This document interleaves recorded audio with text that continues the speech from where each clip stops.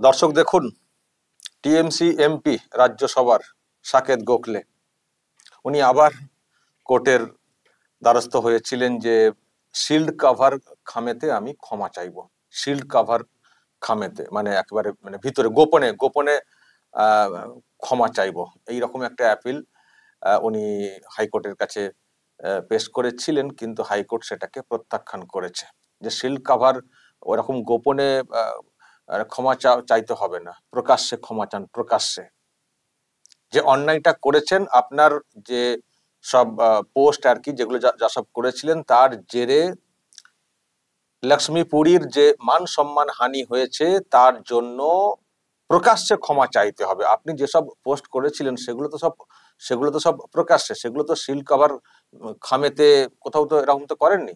যেগুলো যেসব অ্যালিগেশন এনেছিলেন লক্ষ্মীপুরীর বিরুদ্ধে সেগুলো তো সব সোশ্যাল মিডিয়াতে এখানে সেখানে পোস্ট করে বড় বড় ভাষণ দিয়েছিলেন।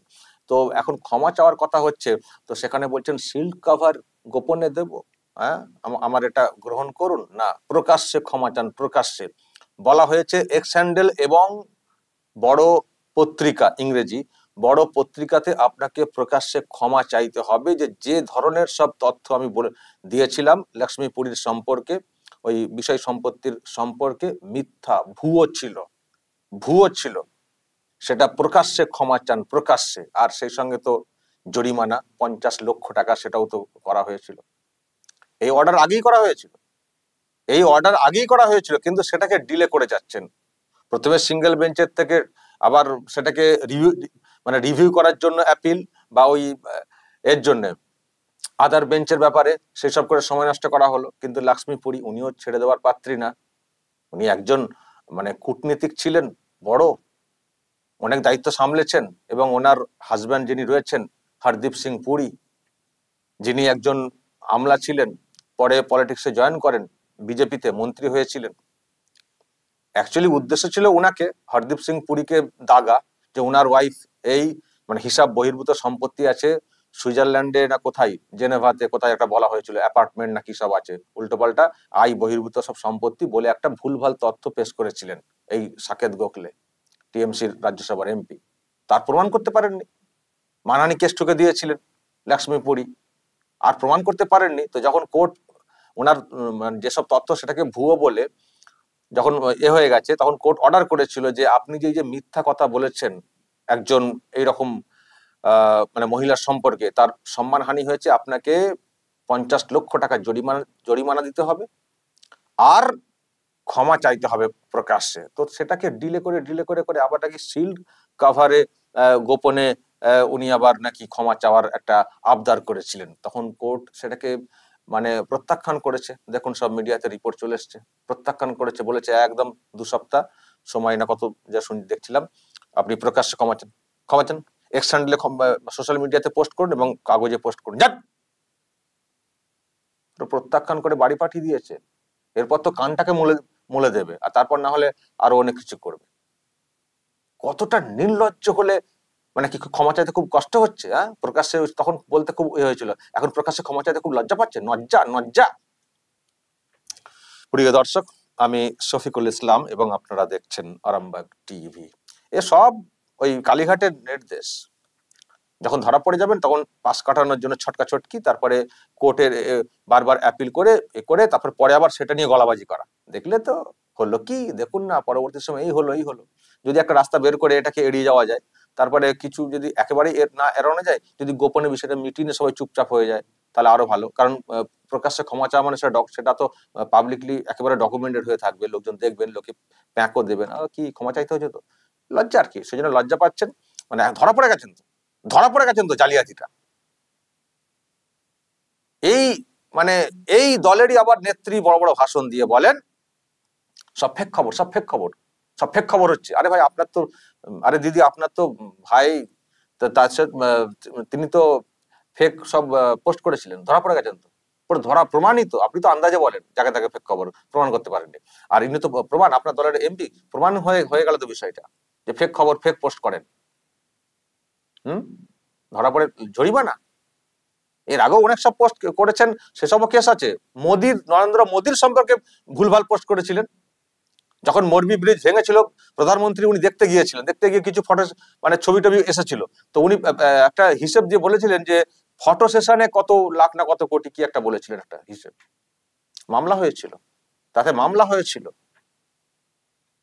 নিশ্চয় আপনারা জানেন, তাদের জামিন নিতে মানে বেল নিতে হয়েছিল।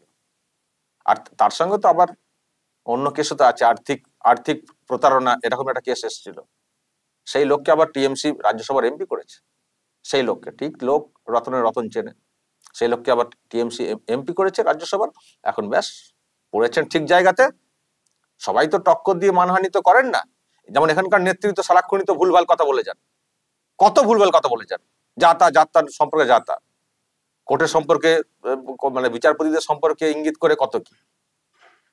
তো সবাই তো ওরকম মানে পারেন না, কিন্তু লক্ষ্মীপুরী উনি খুব একজন মানে শিক্ষিতা একজন মহিলা ছিলেন, ওনার সম্পর্কে এরকম ভুলভাল তথ্য পেশ করে মানহানি করা, মান সম্মান হানি করা, হ্যাঁ, একটা উচ্চ শিক্ষিত পরিবার ছেড়ে দেবেন ওনারা? দিয়েছেন কেস ঠুকে, এমন ঠুকে দিয়েছেন যে আর আর নড়তে পারছেন না সাকেত গোখলে, এখন মুখ লুকাচ্ছেন, এদিক সেদিক ঘুরছেন, এই বেঞ্চ সেই বেঞ্চ ঘুরছেন। আর দর্শক এটাও জানেন ওনার যেটা করা হয়েছে, উনি তো প্রথমে ওই টাকা পয়সা দেননি, অর্ডার মানে অর্ডারটা হয়েছিল 2024 সম্ভবত জুলাইয়ে, 1 জুলাই বা জুন কি জুলাই এরকম প্রথম অর্ডারটা হয়েছিল, আপনাকে ক্ষমা চাইতে হবে আর সেই সঙ্গে 50 লক্ষ টাকা জরিমানা দিতে হবে। তো উনি তো বেশি চালাক, ওনার নেত্রীও তো আরো চালাক, ওনারা আবার ভেবেছেন যে এই বেঞ্চ করে সময়টা কাটিয়ে দেবো, আমরা টাকা পয়সা দেবো না, ক্ষমাও চাইবো না। তো আবার কোথাও একটা অ্যাপিল করেছিলেন, তো সে অ্যাপিল করা হলেও তাতে তো কোনো স্টে ছিল না। তখন কোর্ট বলে, কোর্টের দ্বারস্থ ফের হয়েছিলেন লক্ষ্মীপুরী, বলেছিলেন যে দেখুন আপনি এখানে তো অর্ডার করা হয়েছে, উনি তো মানছেন না, শুনছেন না, জরিমানাও দিচ্ছেন না। তখন কোর্ট পরবর্তী সময়ে একটা করেছিল যে আপনি টাকা দেননি কেন, হ্যাঁ টাকা দেননি কেন আপনি, তখন কোর্ট একটা অর্ডার করে দিল যে যেহেতু আপনি নিজে দেননি, আপনি তো বেতন পান, হ্যাঁ রাজ্যসভার এমপি হিসেবে বেতন পান তো কত, 1,90,000। যতদিন না ওই টাকা মিটছে 50 লক্ষ টাকা, আপনার বেতনের 2/3 ওখানে চলে যাবে, যা বেতন তার 2/3 ওইখানে চলে যাবে, অ্যাকাউন্ট থেকে কেটে, স্যালারি থেকে। যতদিন না 50 লক্ষ টাকা লক্ষ্মীপুরী পাচ্ছেন, বুঝে নিচ্ছেন, ততদিন আপনি ফুল বেতন পাবেন না, 2/3 এখান থেকে কেটে যাবে, মানে মাইনে থেকে স্যালারি কেটে লক্ষ্মীপুরীর ওই যে জরিমানা সেটা দেওয়ার ব্যবস্থা করে দিয়েছে কোর্ট, অর্ডার করেছে। আর সে সঙ্গে অবশ্যই ক্ষমা চাইতে হবে প্রকাশ্যে, সেটা কিন্তু বলে দিয়েছিল। তো বেতন তো এখন বেতন কেটে তো ওখানে তো টাকা যাবে, কিন্তু উনি ক্ষমা চাইছিলেন না, ক্ষমা আবার শিল্ড কাভার গোপনে ক্ষমা চাইবেন, লজ্জা লাগছে, লজ্জা। তো সেটা এখন রিফিউজ করে দিয়েছে কোর্ট, প্রত্যাখ্যান করে দিয়েছে, যার প্রকাশ্যে ক্ষমা চান, এক্স হ্যান্ডেল এবং বড় একটা দৈনিকে নিউজ পেপারে ক্ষমা চাইতে হবে প্রকাশ্যে, যান, সময় বেঁধে দিয়েছে, এমনটাই দেখতে পাচ্ছি। আবার তৃণমূল কংগ্রেসের আবার বিরাট ব্যাপার, যখন 50 লক্ষ টাকা জরিমানা, 2/3 টাকা জমা করতে হবে, ওনার আবার সংসার কি করে চলবে, সেই জন্য আবার সব হয়তো নির্দেশ গেছে কালীঘাট থেকে, বাকি যেসব এমপি রয়েছেন 40 জনের মতো রাজ্যসভা এবং লোকসভা মিলিয়ে, তাদেরকে সব আবার করে দায়িত্ব ভাগ করে দেওয়া হয়েছে যে প্রত্যেকের কাছ থেকে 4,000 টাকা করে মাসে সাকেত গোখলের অ্যাকাউন্টে জমা করবে, তাহলে 4/40 1,60,000 ওটা আসবে, বাকিটা উনি ওদিক থেকে যা এসে সংসার চালাবেন। মানে সবে মিলে করি কাজ, হার জিতি নাহি লাজ, সবাই পাশে দাঁড়িয়ে গেছেন। একজন 2 নম্বরই ফেক এমপি বলতে ফেক মানে পোস্টের জন্য মানে জরিমানা হয়েছে যার, তার পাশে এখন সবাই দাঁড়িয়ে গেছেন, বেতন কেটে নেওয়া হচ্ছে না, সবাই দাঁড়িয়ে গেছে, সবাই মাসে মাসে দিয়ে সংসার চালাবেন সাকেত গোখলে। লজ্জা লাগে না যে ওইরকম একজন লোকের আমরা তার পাশে দাঁড়াচ্ছি? লজ্জা লাগে না যে ফেক পোস্ট করেন, যা পোস্ট করেছেন সব ওই ভুলভাল, বড় বড় কথা, বড় বড় ভাষণ, ধরা পড়ে গেছেন, আবার চালাকি।